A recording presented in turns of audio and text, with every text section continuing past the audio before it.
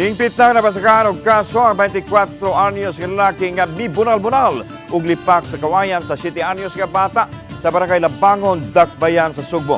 Sa iran natong detalye, pinagi nining report.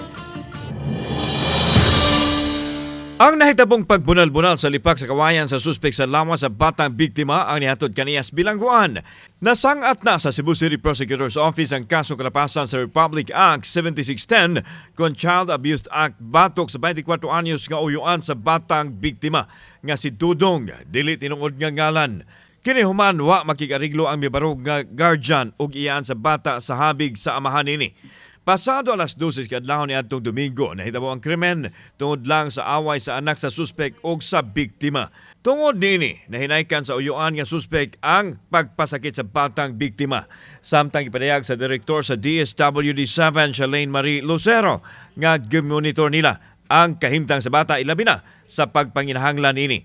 Tutokan usab nila ang kaso aron masiguro nga maangkon ang hustisya og dili na himoong panag-ingnan sa uban nga mga buso sa mga bata. Una sa tanan, dako kay sayo. No? Kay naambay tay balaod nga nagprotect sa mga bata under the child abuse law.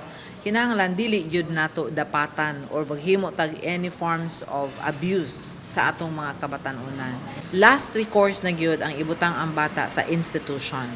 But we are ready sa DSWD to keep the child if ever wala siya laing mabutangan.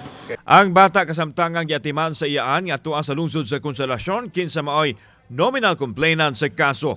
Samtang padayon nga wa muluwat og pamahayag ang suspek sa sala nga gipasangil pato kaniya.